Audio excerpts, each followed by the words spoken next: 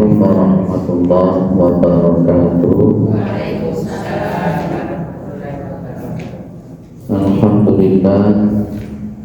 Alhamdulillahilladzi arsala rasulahu bil huda wa dinil haqq liyudhhirahu 'ala dini kullihi wa kafa billahi shahidan.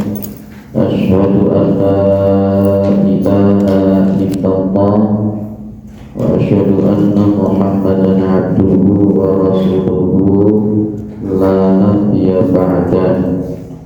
Allahumma shalli 'ala Muhammad wa 'ala alihi wa sahbihi wa man tabi'ahum bi ihsanin ila yaumiddin, amma ba'du. Kita bersyukur kepada Allah atas segala nikmat yang diberikan oleh Allah kepada kita semua, terutama sampai pada pagi hari ini kita masih diberi kekuatan iman dan Islam, kita masih diberi kesehatan dan kesempatan sehingga kita bisa melaksanakan kewajiban kita untuk talabul ilmi yang mudah-mudahan diterima, diridhoi oleh Allah Subhanahu wa Ta'ala, dan mudah-mudahan ini menjadi wasilah perantara untuk dimudahkan menuju surganya Allah Subhanahu wa Ta'ala. Salawat salam tetap dilimpahkan kepada Rasulullah Muhammad sallallahu alaihi wasallam sebagai khatamin anbiya wal mursalin, penutup para nabi dan rasul, yang tidak ada nabi lagi sesudah Nabi Muhammad sallallahu alaihi wasallam. Di hadis nomor 134 ya. Masih berkenaan dengan masalah haid, masih ada hubungannya dengan masalah haid ya. Riwayat Bukhari di sini, wa an ummi Atiyah radhiyallahu anha qalat kunna na'uddu al-qudrata wa suqrata ba'da tuhri syai'an. Rawahu Bukhari wa Abu Dawud wa Abdullahu. Ini dari salah sahabat wanita namanya Ummi Atiyah. Di situ redaksinya memakai kunna na'uddu. Ibu yang dimuliakan oleh Allah, para ulama akhirnya berbeda pendapat. Kata-kata kunna, kunna la na'uddu, ini bagian daripada ijtihadnya para sahabat wanita, ataukah dihukumi marfu? Ya, karena ini kan kata-kata dari Ummi Atiyah yang mengatakan kami, ya, kami la na'uddu, tidak menghitung, tidak menganggap. Ini kan berarti kata-kata sahabat wanita, bukan kata-kata Nabi. Nah, di sini apakah sifatnya ini merupakan, kalau dalam bahasa kita ini wis mauquf, berhenti ke sahabat wanita yang merupakan itu ijtihad dari wanita-wanita sahabiah, atau ini dihukumi marfu? Kenapa bisa dihukumi marfu? Karena pada masa itu kan mereka mengatakan seperti itu tiada lain karena diajari oleh Kanjeng Nabi. Di samping itu menggunakan kata-kata kunna, berarti tidak hanya Ummi Atiyah saja, tapi maksarun nisa, para wanita dari sahabat-sahabat semuanya menganggap, kalau boleh kita katakan, boleh tidak kemudian kita disebut hukum marfu. Mereka mengatakan begini, berarti mereka itu karena diajari oleh Kanjeng Nabi.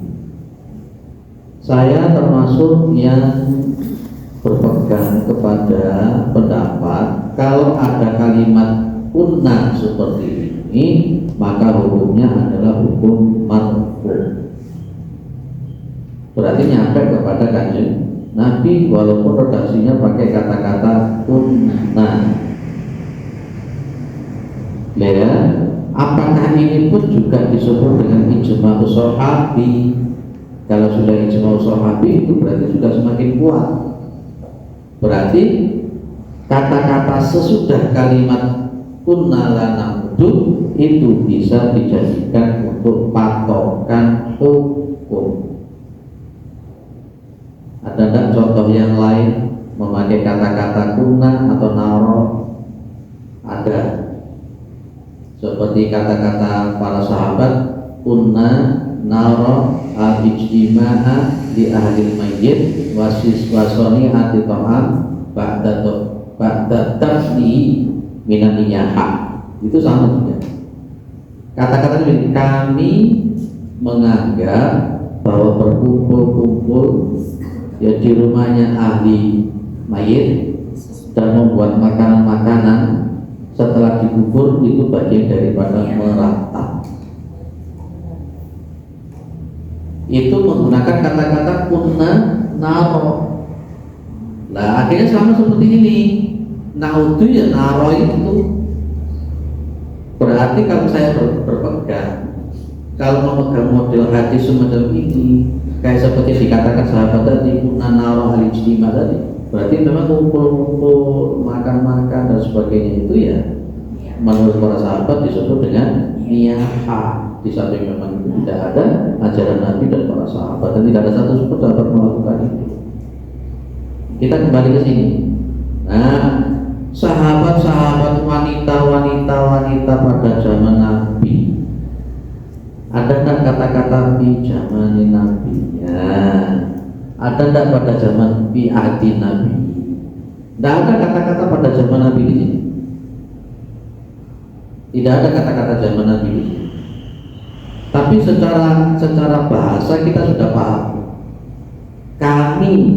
Kami yang mengatakan sahabat, berarti itu adalah diajari oleh Rasulullah Muhammad. Wis kita sepakati saja.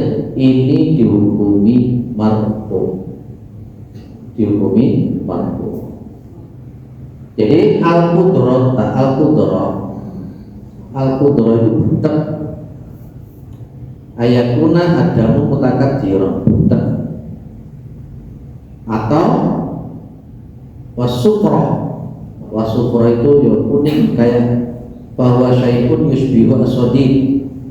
Sadid itu kayak anak gitu ya. Warnanya kuning. Ba'da turi setelah suci dari haid syai'an sesuatu. Berarti umpamanya jenengan setelah 1 minggu wis bersih, sudah bersih.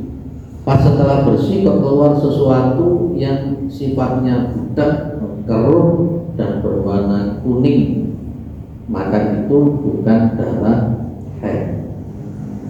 Bukan darah haid. Jadi para sahabat Rasulullah Muhammad SAW menganggap itu bukan haid. Dan berarti masih tetap dituntut untuk sholat. Dan kemarin sudah kita bahas tentang masalah warna daripada darah itu sendiri. Ya. Jadi disinilah ada para sahabat wanita itu mereka membedakan mana yang darah haid, mana yang darah bukan haid, sehingga para sahabat wanita itu sudah memahami itu pada zaman Nabi atau setelah Rasulullah Sallallahu Alaihi Wasallam sudah wafat.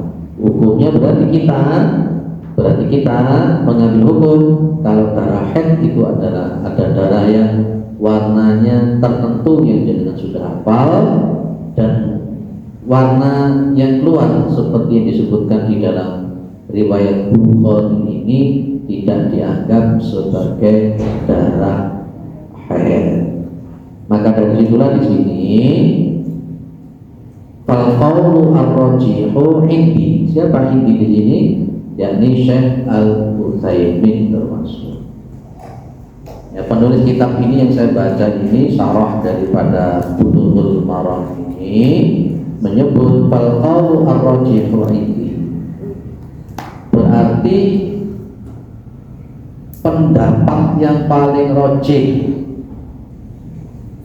pendapat yang paling kuat, berarti warna haid, warna darah haid itu tertentu, dan yang kotor keruh tadi ataupun yang berwarna kuning itu bukan haid, bukan darah haid. Lihat ya, baik, jenengan yang hafal. Kita lanjut di 135.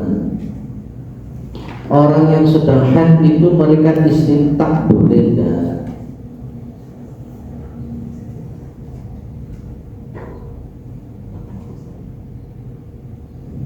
Dari Anas bin Malik radhiyallahu anna Yahuda kanat idza hadatil mar'atu fihim lam yu'aqiluha.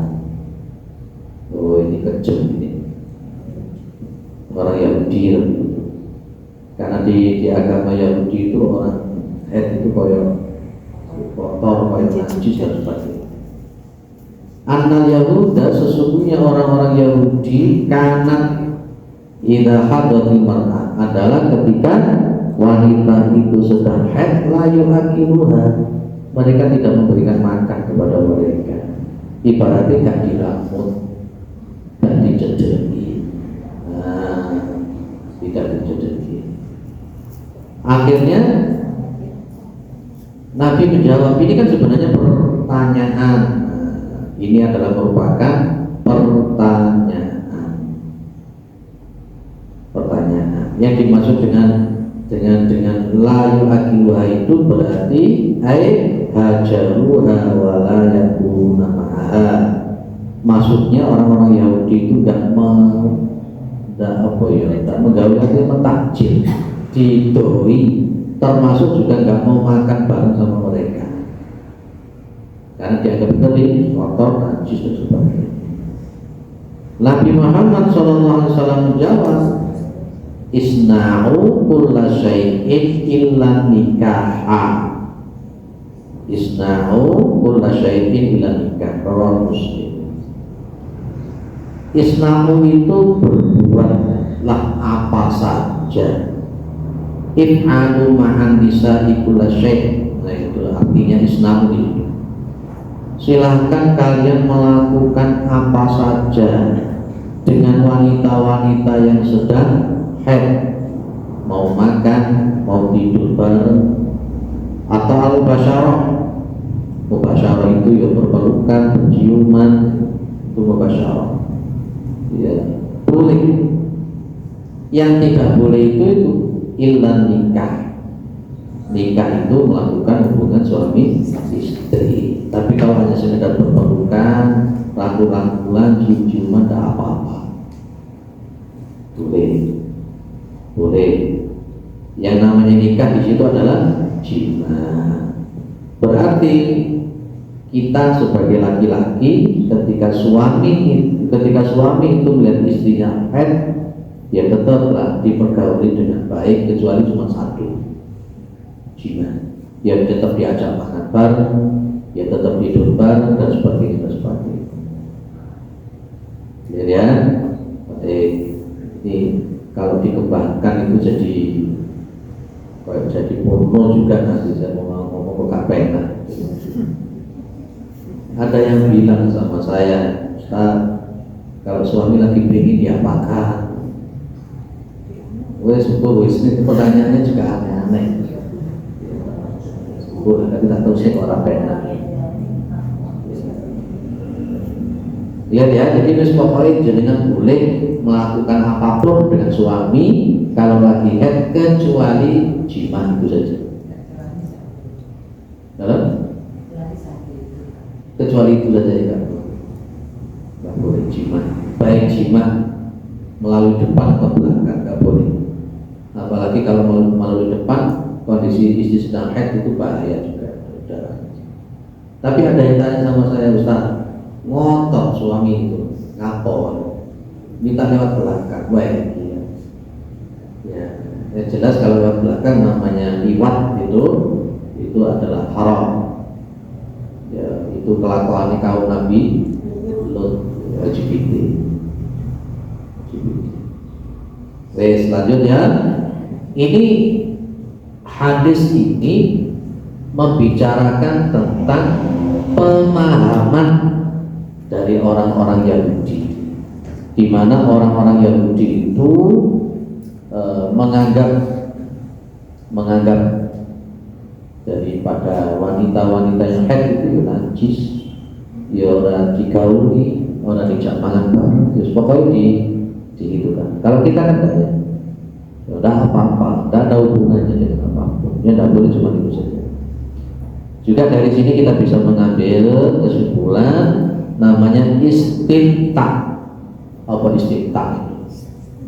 Ya istimta itu berarti ya itu tadi saya bilang ya apa ya, memeluk istri, cium istri itu tuh boleh, itu namanya istimta. Boleh kepada wanita yang haid ataupun yang nifas. Lanjut ya. Nomor 136. Wa an Aisyah radhiyallahu anha qalat, dari Ibu Aisyah radhiyallahu anha. Karena Rasulullah sallallahu alaihi wasallam yaquluni fa'atazil. Maka Nabi Muhammad SAW itu menyuruh saya fa'atazil. Fa'atazil itu gawe kayak semacam sarung gitu ya. Gawe baju bawahan. Pakai baju bawahan. Makanya ada istilah izarun. Ada istilah izar. Izar itu kayak sarung, kayak pakai bawahan, itu namanya izar. Fa'ataziru, maka beliau itu maka saya itu pakai izar, pakai bawah kayak sarung begitu. Fa'ibashiruni, maka Nabi Muhammad menggauli aku. Yang dimaksud dengan mubasyarah itu ablahu minat takbil. Ablahu minat takbil, lebih nemen daripada hanya sekedar mencium. Berarti lebih daripada itu. Cuma satu tadi tidak boleh zina. Ibu Aisyah di bawahnya dipakai, suruh memakai kain bawahan. Wa ana haidun, sementara saya itu sedang haid. Ya, namanya saja mubasyarah itu tadi juga namanya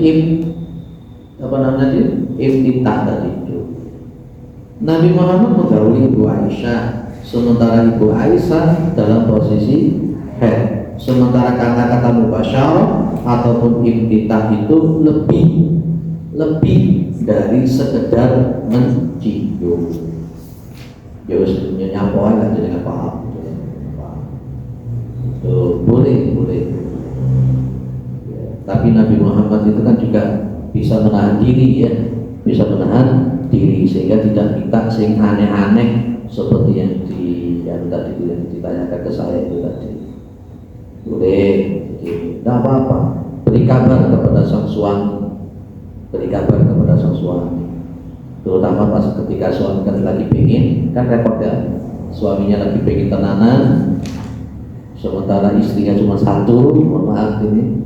Terus kemudian lagi pengen temenanan, terus kemudian sang istri lagi itu jenengan harus punya solusi.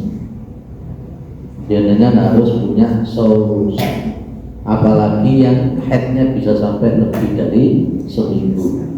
Sementara suami kita itu punya libido yang cukup tinggi, jenengan harus punya solusi. Dan ini Ibu Aisyah punya solusi. Yes.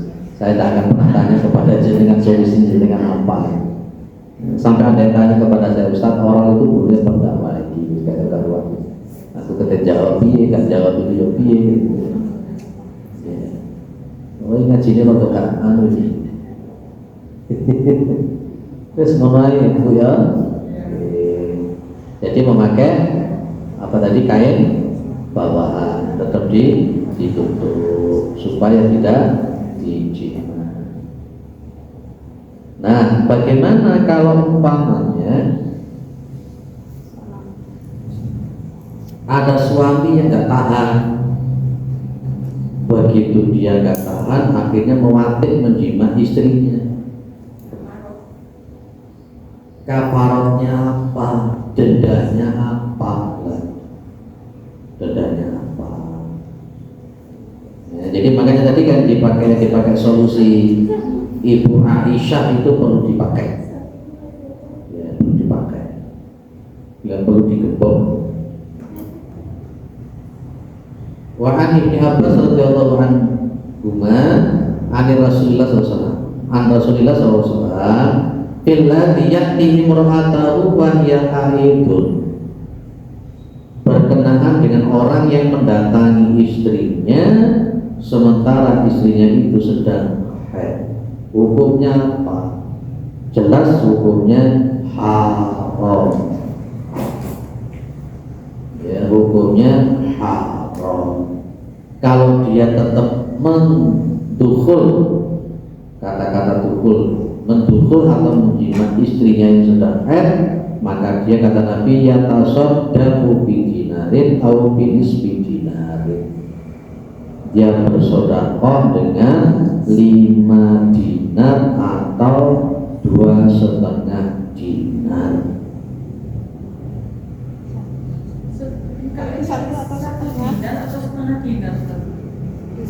Oh iya, Masya Allah, bidinari dengan 1 dinar, au finis itu separuh dinar. Bersedekah dengan 1 dinar atau 1/2 dinar. Saya lihat ke bawah ada kata-kata lainnya. Jangan nanti hubungkan dengan surah Al-Baqarah 222. Ya, di situ ada kalimat wala taqrabuhunna hatta yahur, jangan mendekati wanita yang haid sampai dia itu suci. 1 dinar itu berapa? 4 juta. Kalau kita buat 1 dinar itu berarti 4 gram umpamanya. Kalau 4 gram itu kan berarti kalau umpamanya 1 gram 1 juta ya sudah 4 juta ya. Sekarang berapa 1 gram? 1.500.000. Berarti kalau 1 dinar berapa? Kalau andai kata 4 gram, ya tinggal hitung saja. 1 dinar atau 1/2 dinar berapa? Sekitar 3-4 juta ya. Itu kafaratnya. Kafarat tidak boleh 6 juta dalam 1 dinar. berapa? 6 juta.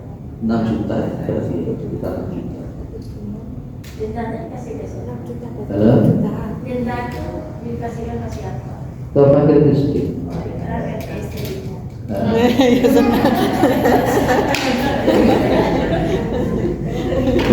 Bukan dikasihkan ke istrinya. Untuk istrinya malah bolak-balik jalan supaya dapat uang banyak. Diberikan ke fakir miskin. Itu bedanya. Nah, jadi di samping hukumnya haram juga wajib bayar kafarat. Namanya kafarat. Maka mendatangi istri, mendukul atau menjima istri wajib hukumnya setelah suci. Oke, pertanyaan saya, Al-Baqarah 222 itu kalimat hatta yaqul, itu yang dimaksud terputusnya darah berhenti atau kan nunggu mandi dulu? Sampai mandi. Sampai mandi. Keterangannya sampai mandi gimana? Sampai dia suci. Suci kan berarti sudah selesai mandi. Ya turun, yang dimaksud ya turun itu suci. Kata-kata turun sama tato aro itu apa beda? Nah, suci sama mensucikan diri apa beda? Nah itu kan jadi pertanyaan. Loh, kalau di dalam, maka di situ lihat lagi di lanjutan ayatnya, fa'idza tatoharna. Jadi dengan buka di situ, kalau di situ ada kalimat fa'idza tatoharna. Tatoharo itu berarti dia juga masuk kategori dia nanti membersihkan dirinya juga. Berarti hukumnya apa? Kalau dia sudah mandi baru boleh didukul. Ya, sehingga kalau tadi ada pertanyaan mana dalilnya kalau sudah mandi dulu? Ternyata di Al-Baqarah 222 kan ada di situ.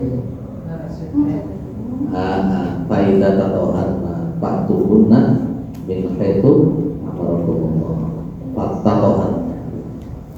Oke, berarti yang kita ambil, saya juga sampai hari ini mengambil bahwa jangan didukul dulu sebelum dia itu bersuci.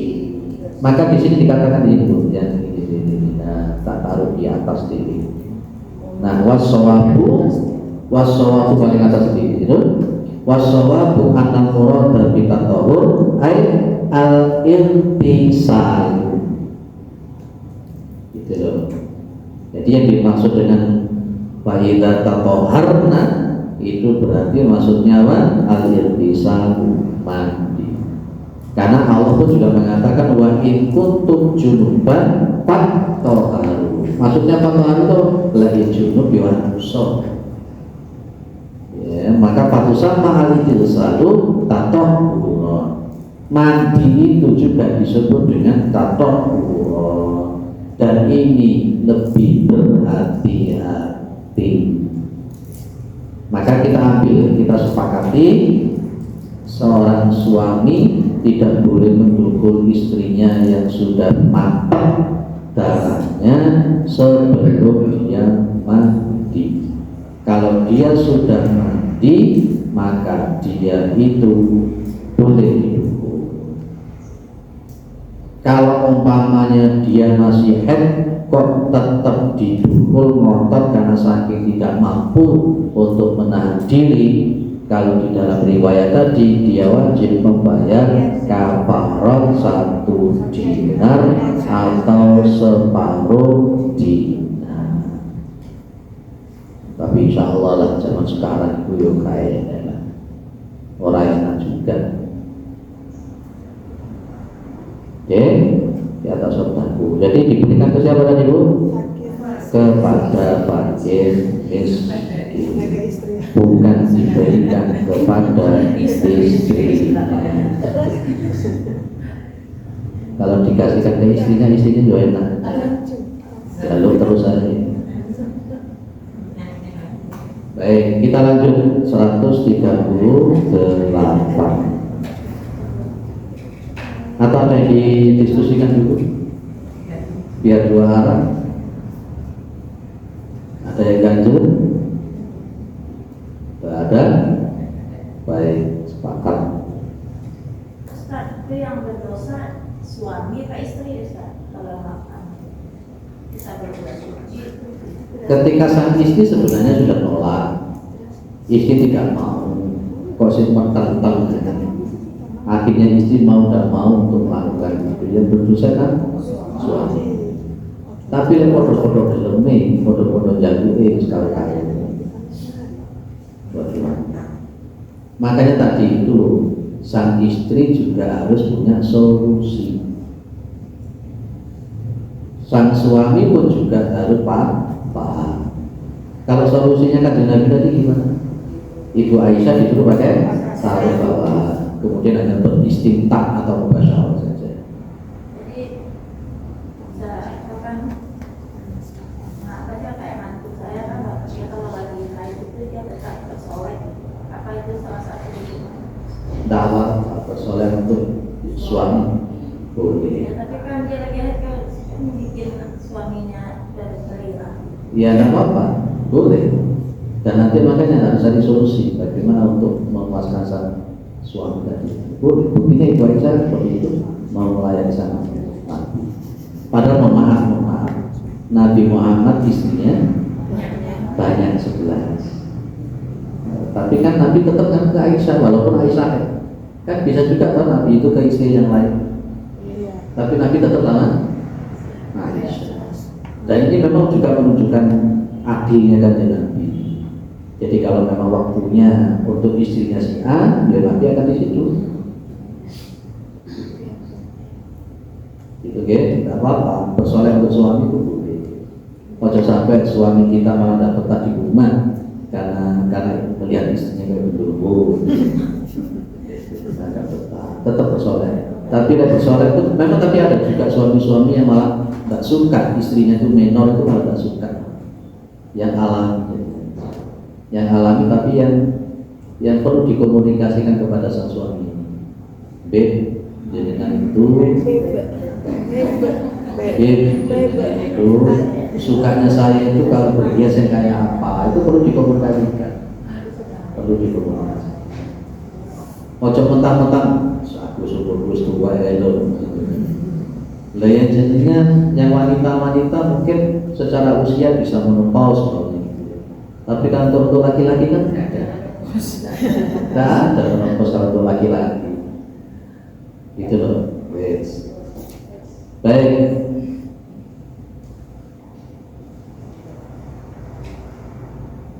Hadis dari Sa'id Al-Khudri radhiyallahu anhu. Qala Rasulullah sallallahu alaihi wasallam, "Alaisa idza hadatil mar'atu lam tusalli wa lam tasum." Ya, dalam bahasa saya, bukankah apabila wanita itu lagi haid, maka wanita itu tidak boleh sholat dan juga tidak boleh puasa. Tidak boleh puasa. Dan kemarin sudah kita bahas tentang masalahnya. Sudah kita bahas. Loh Pak, kalau umpamanya sholat id, kenapa sama Nabi disuruh ke lapangan? Bukan untuk sholat, bukan. Untuk syiar dan juga mendengar khutbahnya Nabi Muhammad SAW. Tidak boleh dalam masjidnya, Ustaz. Tidak boleh di dalam masjidnya ya, di halaman. Kalau kemarin dulu sudah kita bahas, kalau saya termasuk yang boleh dengan ilat hukum, dengan ilat hukum. Kemarin saya membuat sebuah bentuk ilat hukum. Ya, pada masa Nabi belum ada roti. Ya, sehingga dikhawatirkan darah itu bagi ulama yang membolehkan karena konteksnya bila ilat hukum itu bisa dihilangkan karena ada ilat untuk mendengar khutbah. Makanya kalau ditanya di masjid bagaimana, kalau sholat id saya tetap berpegang kepada jumhur ulama bahwa yang afdal itu di musola. Musola itu apa tuh? Nama lapangan. Pada zaman Nabi itu ada masjid, ada musola. Tapi musola pada zaman Nabi itu bukan berupa bangunan seperti kita. Kalau kita ini kan musola itu seperti kayak surau, langgar, tidak ada musola. Tapi pada zaman Nabi musola itu tempat luas untuk sholat id dan juga untuk menyolatkan jenazah. Nabi Muhammad itu tidak pernah menyolatin jenazah di dalam masjid. Ada satu kali, itu pun permintaan dari istri-istri Nabi. Justru pernah Nabi Muhammad malah nyolatinnya di pelataran masjid untuk sholat jenazah. Kalau sholat id berapa kali? 9 kali. 9 kali, ya 8 kali ada di lapangan, 1 kali ada di masjid, itu pun pas lagi hujan. Sehingga dibangun oleh jumhur ulama seperti saya pegang bahwa sholat id itu yang afdal di lapangan. Loh Pak, itu kan kalau masjid sama lapangan lebih suci yang di masjid. Tuh, kan kalau masalah tanah, kalau dia terkena panas, terkena hujan kan sudah suci sudah. Kemudian di syiarnya lebih tinggi kalau di masjid. Ya, Pak panas loh, namanya saja jihad untuk berjuang beribadah kepada Allah. Pada zaman Nabi lebih panas lagi, lebih panas lagi. Iya, baik. Ada lagi? Ada ya? Yes. Kalau head jangan ngotot sholat. Kalau head jangan ngotot puasa, karena itu haram. Dan dulu sudah kita bahas di situ tentang masalah seperti itu.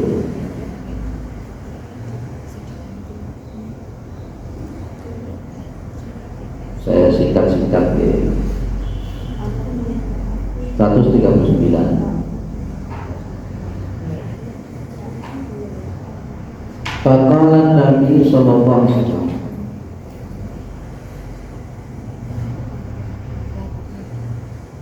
if'ali ma yaf'alu al-hajj ghayra alla tadufi bil baiti hatta taduri. Hadis ini berkenaan ketika haji wada.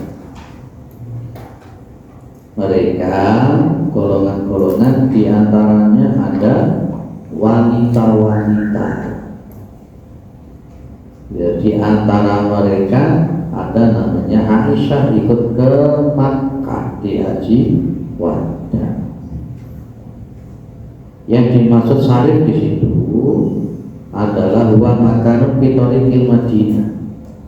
Ya, ada jalan menuju ke arah Madinah, itu ada nama tempat namanya Syarif. Walam maji nasarifa. Syarif itu jalan yang mengarah ke Madinah, menuju Madinah. Biasanya kan kalau kita itu ihram, kan kita perlu di mikot yang tertentu. Ya, kalau orang Indonesia biasanya kalau ke Jeddah juga, ke Jeddah, nanti kemudian mikotnya biasanya di Ali itu pakai ihram di situ, mandi di situ, ya di situ. Nah, itu dan biasanya kan kalau kita ke Madinah dulu, jadikan dulu ke Madinah dulu ya. Ke Jeddah dulu, baru ke Madinah ya. Nanti di Madinah biasanya 4 hari, 5 hari, dan kemudian nanti baru ke Mekah kalau umroh.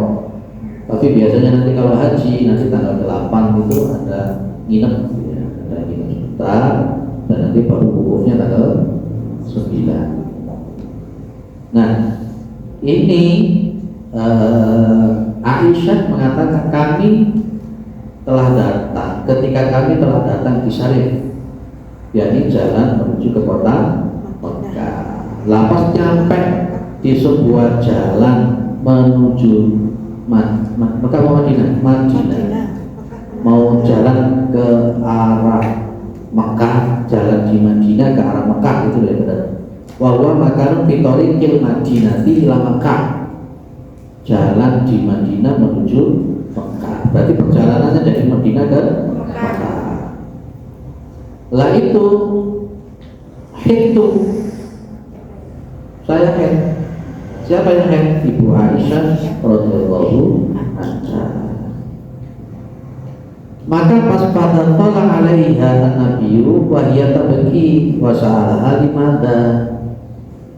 Ibu Aisyah itu pas ketika Rasulullah masuk, ya, kalau ke Aisyah, Ibu Aisyah nangis kenapa nangis? Karena haid tadi.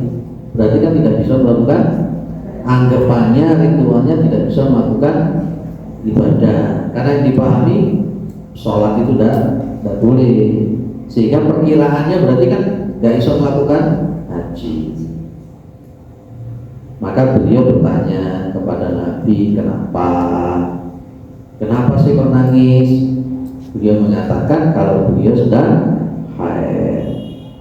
Ya, kemudian sama Nabi diberi motivasi, ini sudah menjadi ketetapannya Allah, ini sudah menjadi takdirnya Gusti Allah. Ini kan menarik. Jenengan pas ketika akan haji itu jenengan ngitung estimasinya.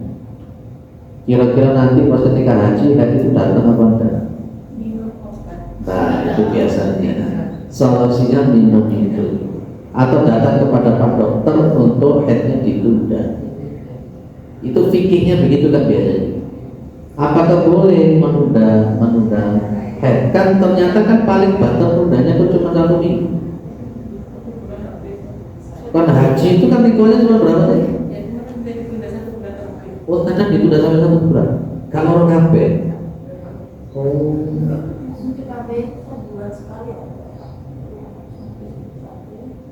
ditunda sampai sekian lama itu kok. Perasaan saya kok orang kabeh ditunda kamu tuh. Loh, enggak, ketika istri itu kan pas ketika headnya kayak kemarin itu sampai bingung. Aku kalau mau hamil lagi kok gak head. Ya nur kabeh karena darah tidak. Nggak lancar. Sakit. Apalagi kalau memang sengaja ditunda itu kok gak nur kabeh. Sakit. Ya. Kalau pada zaman Nabi, katanya udah pakai apa? Pil lainnya, obat lainnya. Akhirnya Ibu Aisyah ini kan dia sempat nangis juga, takon. Ya Nabi bilang memang itu sudah ketentuannya Allah, nggak boleh putus asa. Ini sudah takdir Gusti Allah, mau apa lagi? Ya mau apa? Apa lagi? Maka Nabi Muhammad Sallallahu Alaihi Wasallam kemudian memberikan fatwa kepada Ibu Aisyah radhiyallahu anha. Karena memang takdir itu bukan milik kita ya. Ya, bukan milik kita. Andai kata Allah ngasihkan kamu head hari ini, memang harus saya begitu. Akhirnya Rasulullah mengatakan if'ali ma yaf'alu al-hajju ghairu alla tatufi bil baiti. Artinya if'ali wis tetep lakono, tetep lakukan ma yaf'alu al-hajj, apa-apa yang orang-orang haji itu melakukan ghairu alla tatufi bil bait, selain kamu jangan tawaf di Masjidil Haram. Tuh berarti sehingga oleh tawaf. Kalau misalnya sampai tawaf ibadahnya nggak selesai karena jadwalnya pulang gimana Ustaz kalau nggak disiasati dengan minum? Tawaf ibadah itu kan termasuk rukunnya. Nah itu kalau misalnya ternyata haidnya sampai tawaf ibadah tidak terlaksanakan sampai jadwal itu sudah harus jadwal pulang ke Indonesia. Nah kalau nggak disiasati minum itu bagaimana?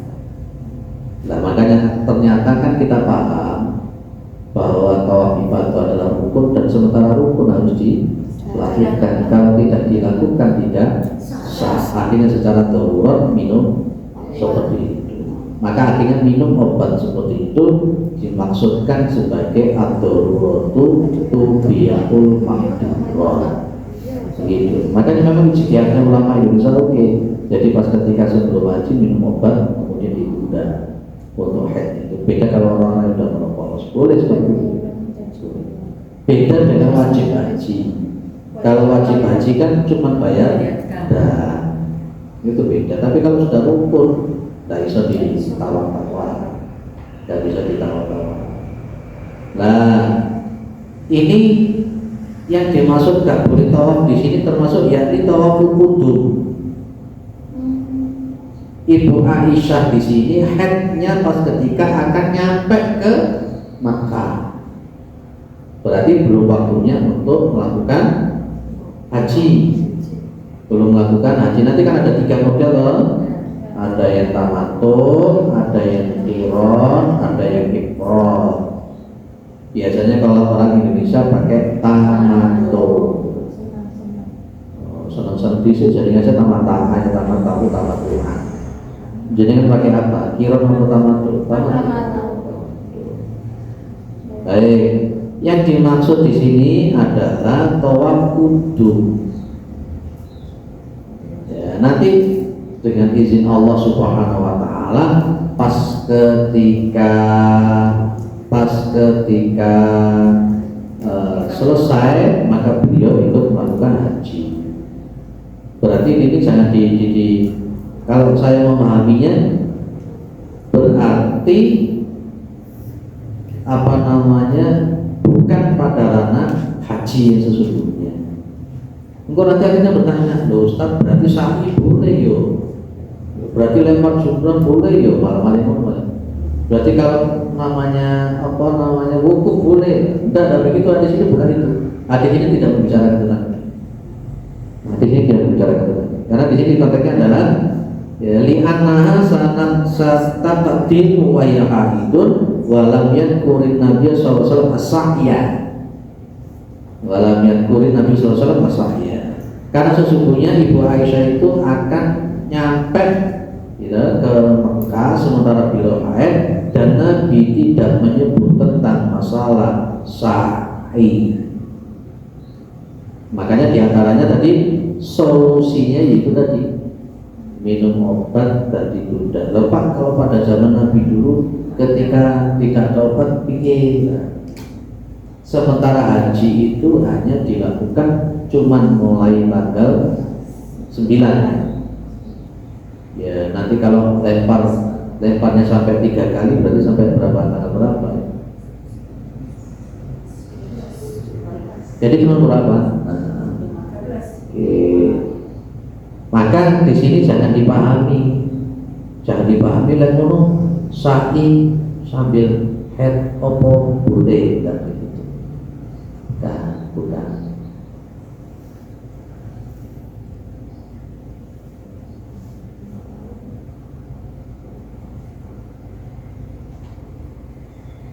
Kita tetap untuk menggunakan itu karena waqti muhajj wal umrah lillah itu ya. Ustaz, tapi kalau saya itu kan kalau misalnya nggak suci kan nggak masalah Ustaz. Tapi kalau konteksnya, makanya nanti kan ada perbedaan di kalangan para ulama. Kalau saya kan memakainya ini adalah sebagai suatu khususan dia mau datang. Lah nanti pas ketika dia masuk pada ranah haji ataupun umroh, nah itu kan nanti ada rukun sama wajib, gitu. Sementara sa'i itu merupakan rukun. Sementara tawaf ifadah itu juga rukun. Kalau kita maunya sa'inya dilakukan, tawaf ibadahnya tidak dilakukan. Nah ini kan begitu tak bisa. Sehingga makanya jalan tengahnya tadi di antara syarah di dalam hadis ini kan berkenaan dengan mau datang ke Mekah. Maka solusinya tadi itu sudah jadi sampaikan tadi. Ya supaya sempurna. Karena tidak bisa kan haji separuh dilakoni separuh tidak. Maka ini kebetulan di waktu itu di tempat kami ada yang seperti itu, tapi dia bisa mengambil pada saat tawaf aja itu kondisi suci. Setelah itu kan misalnya keluar lagi apakah masuk? Jadi kan kadang memang orang haid itu kan kadang keluar terus ya. Itu ada masa ketika itu ada masa fatroh, masa kosongnya. Nah itu dia gunakan untuk tawaf ibadah. Nah itu keluar lagi dia sa'i. Apakah masuk? Kok bisa begitu ya? Ya, kan menstruasi kan orang tidak full. Gitu.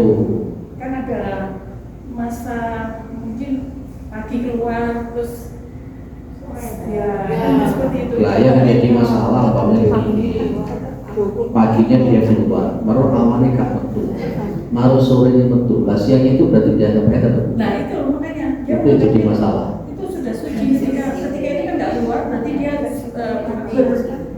bersuci bertoharoh dengan mandi besar, kemudian tawaf ibadah.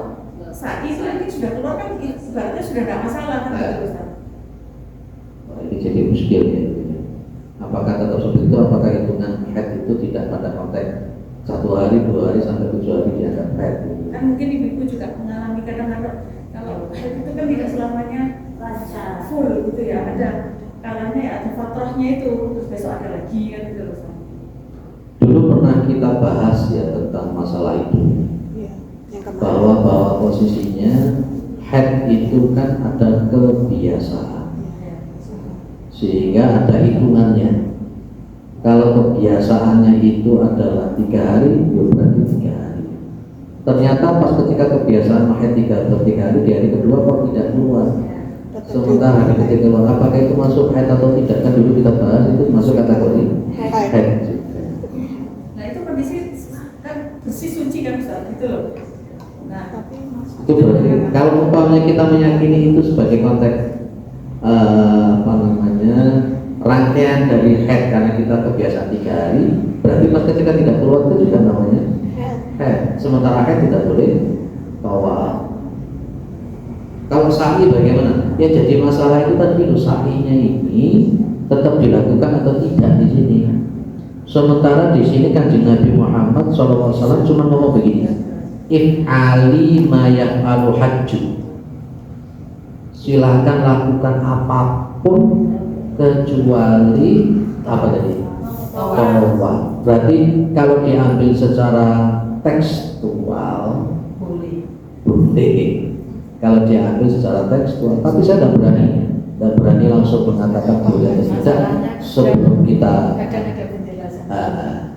karena itu nanti dilihat ada hadis-hadis atau riwayat-riwayat yang lain. Karena memang di hadis ini yang di sini yang dimaksud adalah konteksnya beliau baru datang dan belum waktu masuk haji. Sementara belum ada riwayat apakah nanti kemudian Ibu Aisyah itu headnya masih ada sehingga beliau melakukan sa'i atau tidak. Tapi mungkin gini Ustadz yang disampaikan Bu, mungkin headnya itu memang biasanya seminggu bersih. Kadang perempuan itu kalau capek itu kacrit gitu loh. Kalau kacrit gitu terus dia keramas karena merasa sudah suci gitu kan Bu. Iya betul. Kayak gitu kadang itu memang perempuan kalau capek itu kadang kacrit gitu. Jadi kadang ada sisa. Kayak ada sisa. Tapi itu sudah. Itu apa dihukumi? Apakah itu sudah keluar dari estimasi kebiasaan atau tidak? Keluar ya, kalau sudah keluar dari estimasi berarti itu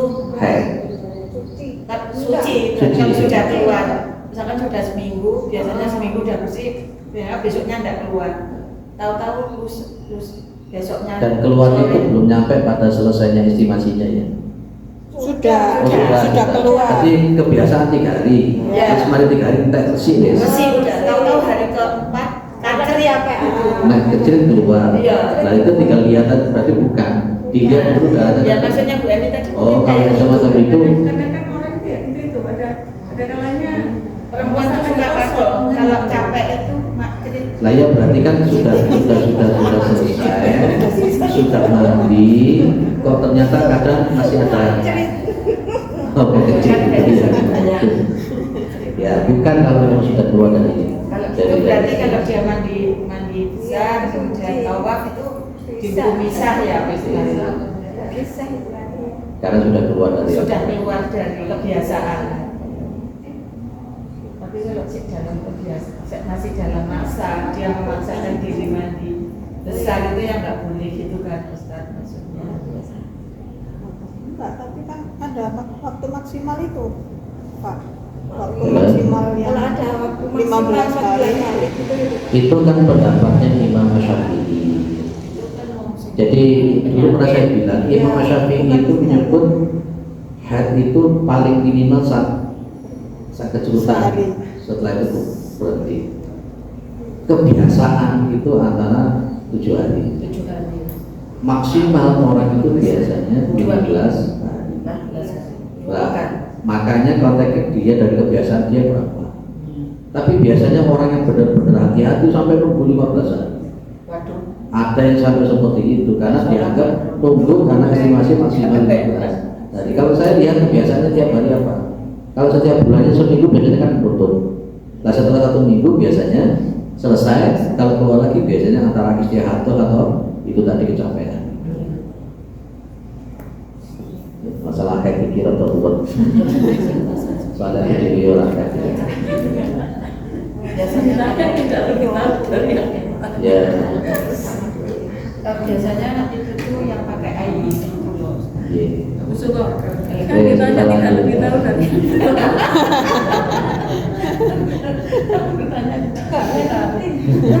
yang ceritanya nggak menstruasi. Nah, itu lah masalah ini juga tadi. 140.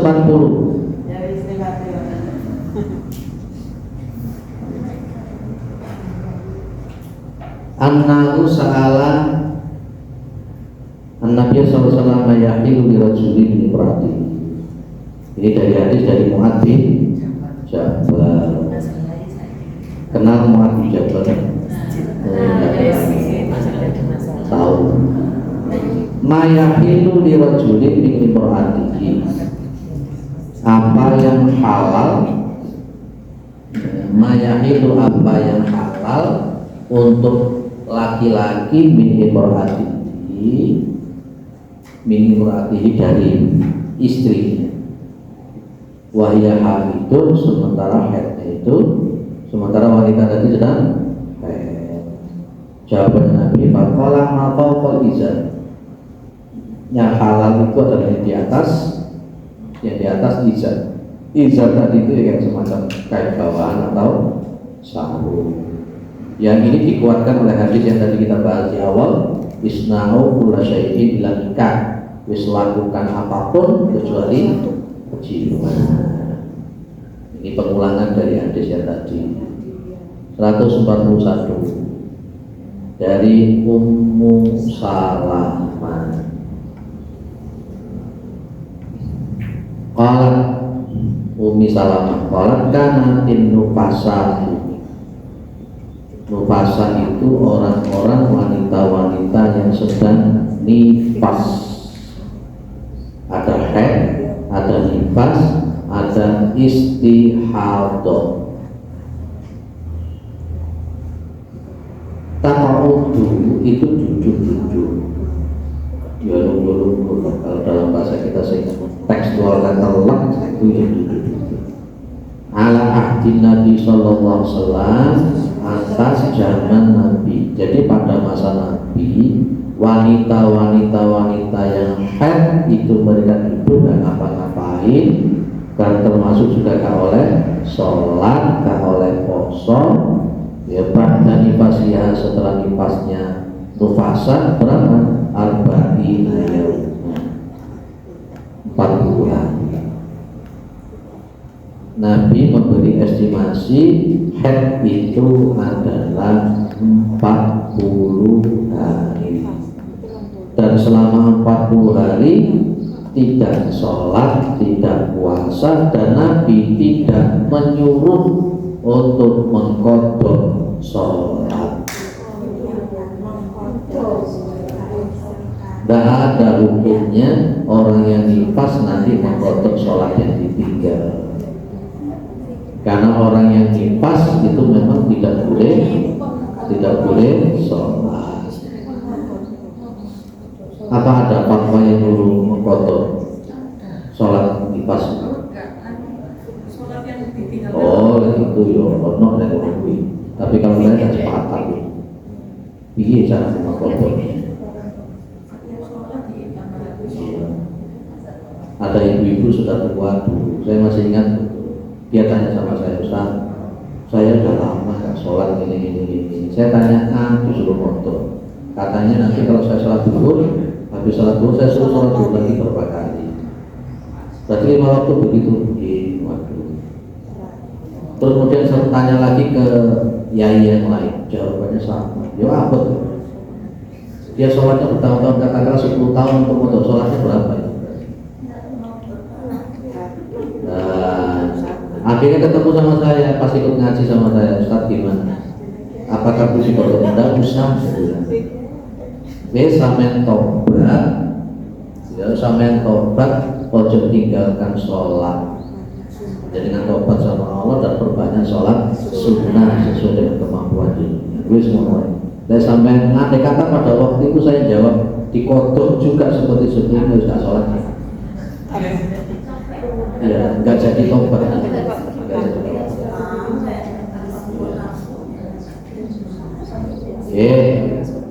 Berapa Bu untuk nifas? 40. Ada nggak yang kurang dari 40-an? Ada. Berarti estimasi. Ada tetangga yang masih muda baru 23 tahun. Kemarin dia kebetulan umur pas mau masih 5 bulan 4 bulan. Itu katanya jadinya udah tutup. Itu apa saya dengar Pak? Cuma katanya seminggu itu dia udah bersih. Dia udah campur, udah terus gimana tuh ada sholat.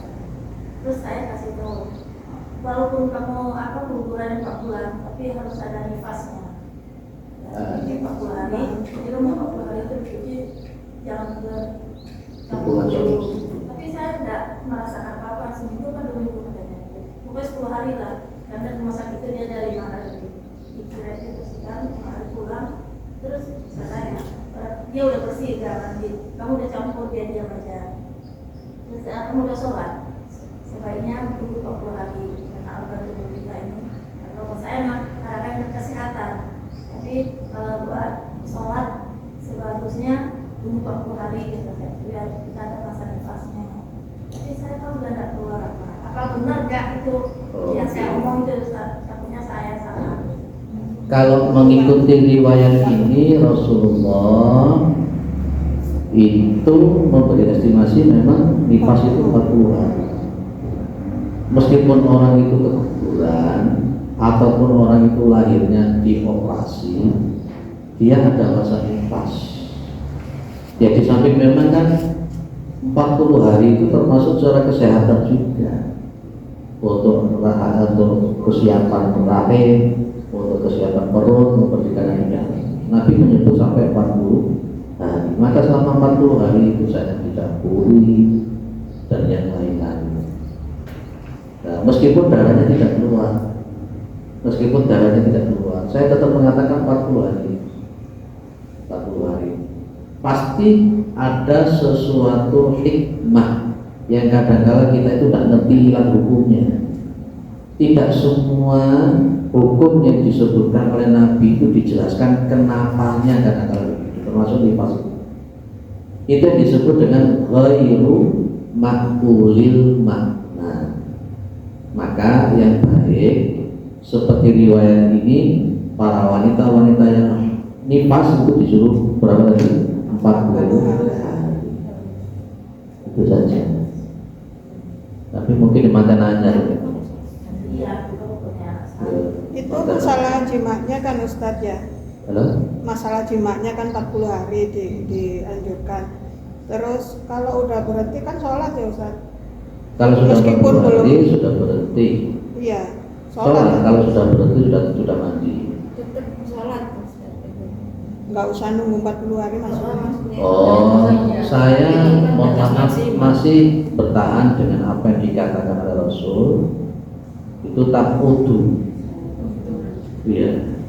Memang ada yang menyebut Pak kalau sudah ada keluar kan boleh sholat. Saya termasuknya tidak. Berarti nunggu sampai 40. Iya. Kalau saya seperti itu, kalau memang betul-betul itu nifas. Memang ada yang mengatakan Ustaz sebelum 40 hari sudah darahnya sudah bersih Ustaz, apakah kita masih tetap sholat? Di mata-mata fikih kebanyakan memang ada yang menyebut untuk 40 hari itu sampai masa Iya, nifas. 40 hari itu paling nyaman. Soalnya kadang kalau kita zina itu malah keluar lagi terus malah jadi penyakit infeksi. Dari sisi kesehatan itu 40 hari. Karena nanti pas ketika masih belum sampai 40 hari kadang-kadang dibuat, mohon maaf, dibuat jima atau apa, nanti bisa keluar darah lagi. Ya kesehatan rahim dan sebagainya. Itu saya tadi katakan. Sehingga saya berani mengatakan itu kan berarti nifas masih berjalan di perutnya, walaupun tidak keluar darah, tapi nifas itu masih ada di perut. Makanya tidak boleh dijima, tidak boleh diapa. Nanti pas ketika dijima baru nanti ada sesuatu yang infeksi lagi. Kan itu pas, apalagi kalau lahirnya normal. Apalagi kalau umpamanya dia itu sudah dijahit tangannya itu, kan belum. Nah, maka saya tetap bertahan 40. Saya tetap bertahan 40. Sesuai dengan riwayat tadi. Sehingga saya memandangnya itu tidak hanya pada posisi wis mampet atau tidak mampetnya, tapi juga memandang pada kondisinya, ya kondisi psikis, kondisi fisik dan sebagainya. Ya ditahan sedikit lah. Mohon maaf, ya mungkin di sinilah letaknya kenapa ada bertiga ini itu juga. Sebut ngomongin ngono susah, ngomongin api dulu. Baik, kita masuk ke bab sholat. Berapa katamnya ini nanti kitab ini? Enggak apa-apa, salatan kata Kitab sholat. sampai aku menghentikan. Sholat itu apa tuh artinya? Ayo, sholat itu apa? Ada kalimat sholatullah, salamullah ala nabi rasulillah. Lah kalau begitu sholat itu apa? Innallaha wa malaikatahu yusholluna. Nah, itu kan macam-macam artinya sholat. Itu dari 3 huruf shot, lam, dan ya. Itu juga mempunyai makna berdoa, juga bisa memberikan makna memberikan rahmat. Kalau sholat itu dinisbatkan kepada Allah, masa Gusti Allah itu sholat, berarti Allah memberikan rahmat. Kalau kita yang melakukan sholat, berarti di situ ada unsur berdoa. Ini penting untuk masalah sholat. Nah, di kitab sholat ini akan dibahas mulai dari waktu-waktunya, terutama ya, termasuk nanti juga ada sholat-sholat sunnah, termasuk sholat-sholat sunnah, dan tata caranya ya.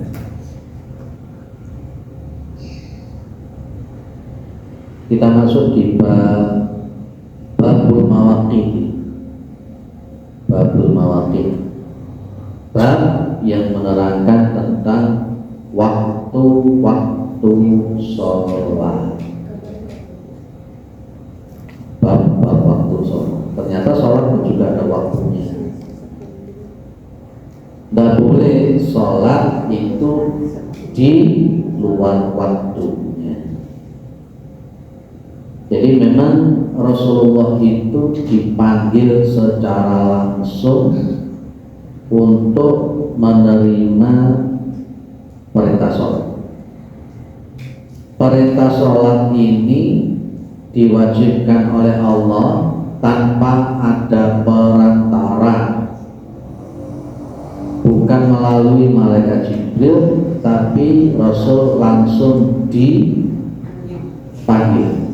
pada waktu peristiwa Isra dan Mi'raj sampai kepada Sidratul Muntaha. Sehingga saking pentingnya sholat, sehingga beliau langsung dipanggil. Awalnya 50 sholat, 50 kali, tapi kemudian dikasih rukhsah menjadi 5 itu pun sudah membandingi yang 50 lebih. Prosesnya nggak langsung ya Ustaz ya? Nggak langsung dari 50 ke 5 kan ada. Awalnya 50. Di dalam riwayat itu kan ketemu Nabi Adam, Nabi yang lain. Ada yang bertanya sama saya, Ustaz, kalau memang ketemu sama Nabi Adam, Nabi Musa, tuh lihat dulu saya kira Nabi ini. Nabi itu berarti kan nabi-nabi itu masih hidup, kalau begitu ya. Pas ketika nabi-nabi masih hidup, apa gak boleh kita tawasul melalui nabi? Kan nabi masih hidup. Jawaban saya, kalau memang nabi-nabi digambarkan di dalam riwayat Muslim yang Nabi ketemu dengan Nabi Adam, Nabi Musa, Nabi Isa, tapi pernahkah kemudian Rasulullah mengajarkan kita tawasul dengan nabi-nabi? Bahkan para sahabat pun juga tidak pernah diajarkan dengan itu ada simpel juga. Karena dianggap hidup-hidup itu makin ngerembet kepada wali masih dianggap hidup. Ya, dianggap wali-wali masih hidup, artinya berdoa ke kuburan, oh walinya masih hidup, dianggap bahwa seperti nabi, beda.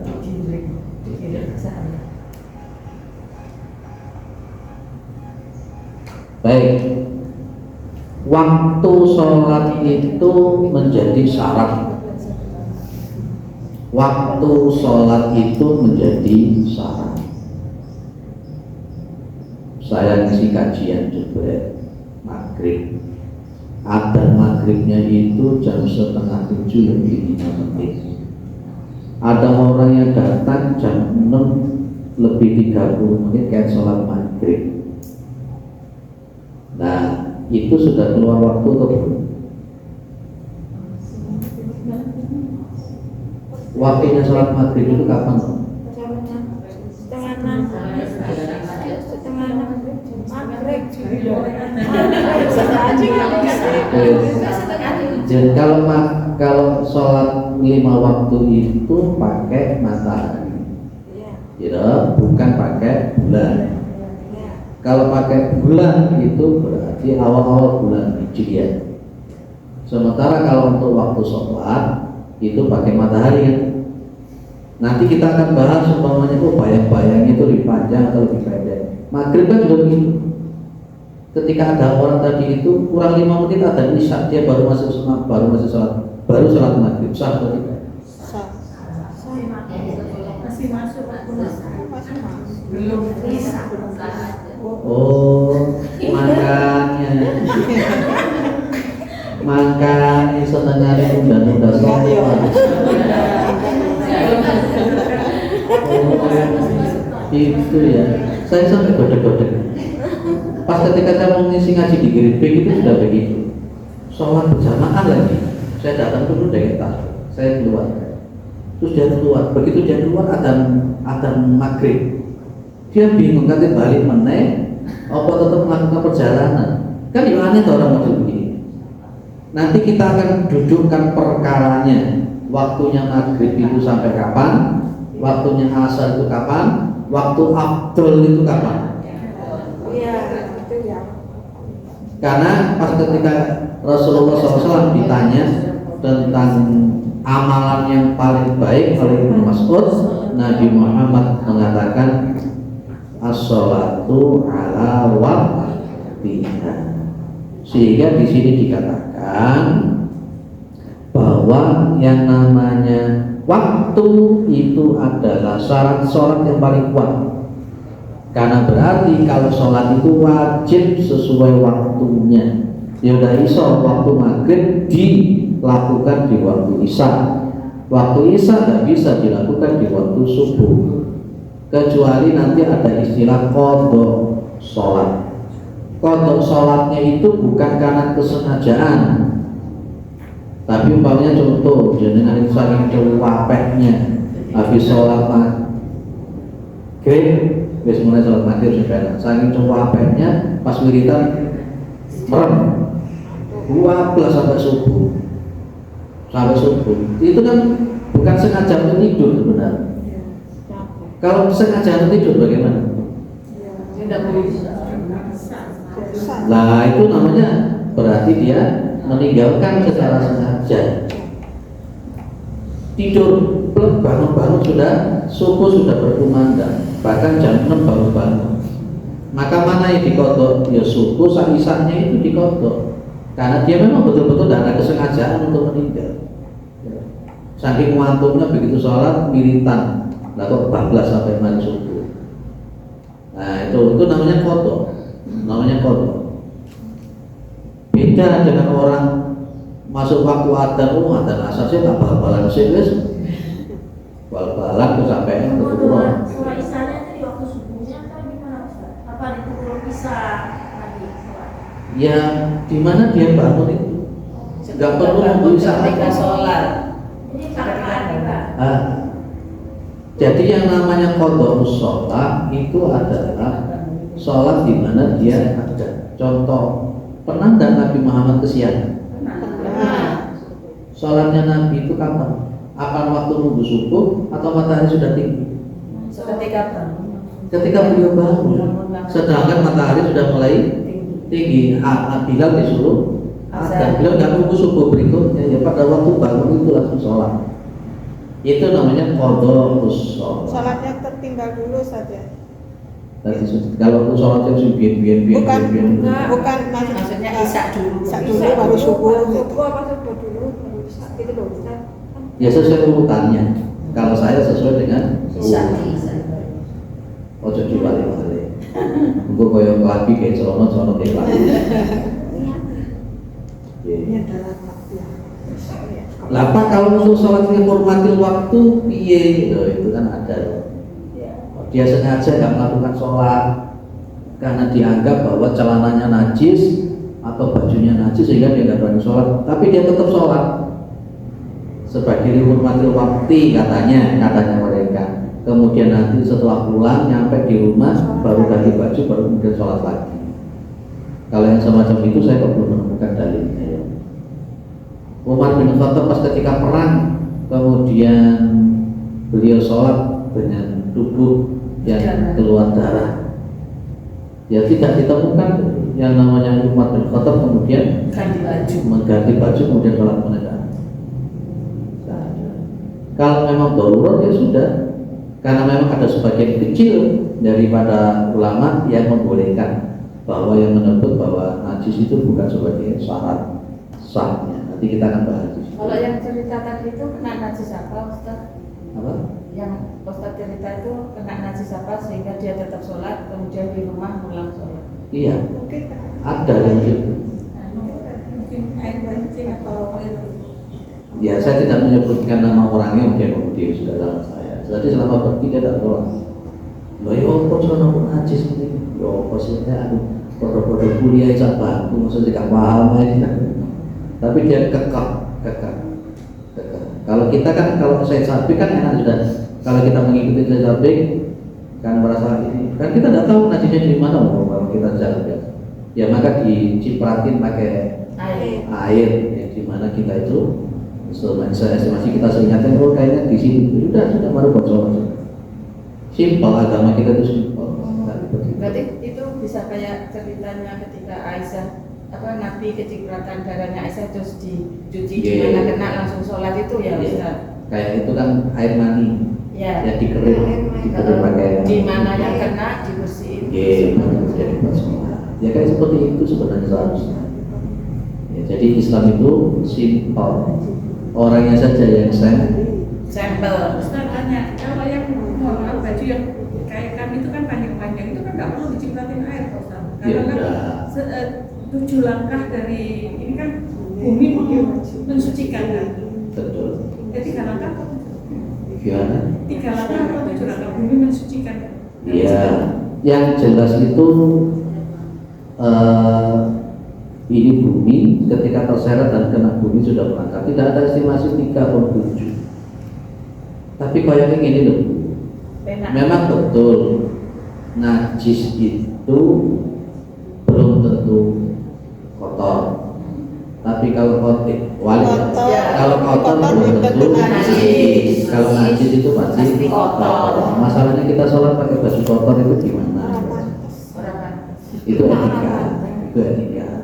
Tapi kalau terpaksa harus pakai yang kotor, tapi dia nggak najis, lah itu beda lagi. Itu aja. Kalau untuk ibu-ibu biasanya kan kotor aneh. Ya, kena udan. Waktu dia kena telat ya. Kan kalau untuk binatang yang bukan binatang yang apa namanya kayak sapi, ayam itu kan nggak najis Ustaz. Itu pendapatnya Imam Malik ya. Iya. Jadi kan mata Imam Malik. Tidak. Kecuali kalau binatang itu binatang buas kan gitu. Kalau binatang yang dikonsumsi itu kan kotorannya nggak najis. Oh gitu ya. Imam Maliki berarti. Berarti nanti kalau ada ayam beol di. Loh, itu kan beda kotor beda najis kan tadi kan gitu. Kalau najis Oh gitu. Iya. Berarti tainya ayam nggak najis. Enggak, karena kan binatang itu Yang dimakan dikonsumsi tadi. kan gitu. Beda dengan binatang buas kan gitu Ustaz. Jadi kan memakai pendapatnya Imam Malik. Ya. Pokoknya disingkat. Kalau pendapatnya jumhur ulama Gimana? najis.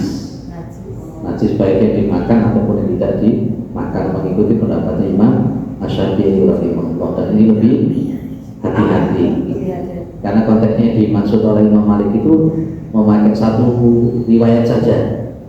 Jadi pada masa itu ada orang yang terkena penyakit perut ya, disuruh minum air kencingnya onta, dan akhirnya kemudian ada yang menyebut mengembang.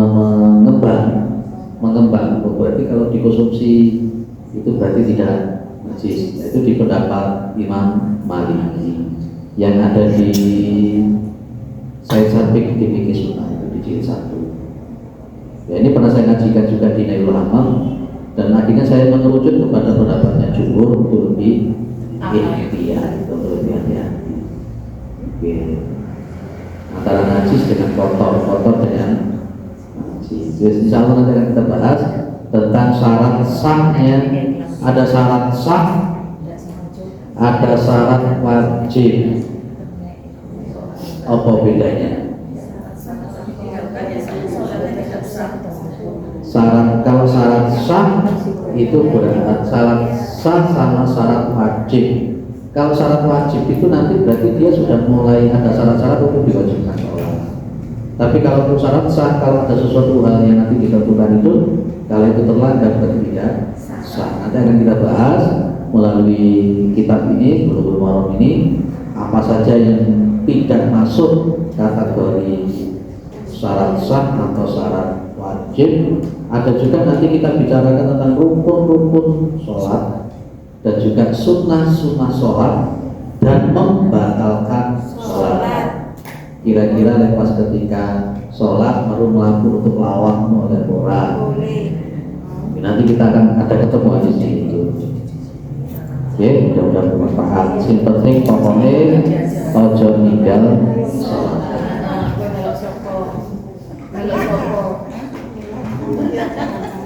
Pokoknya kalau fikih mesti gitu. Ya, jadi itu kalau bicara masalah fikih nggak ada penasaran. Tapi ngomongnya harus sambil ketawa, nggak bisa serius. Makanya gue ingat aku ya, jadi kan melon. Baik, subhanakallahumma wa bihamdika asyhadu an la ilaha illa anta astaghfiruka wa atubu ilaik. Assalamualaikum warahmatullahi wabarakatuh.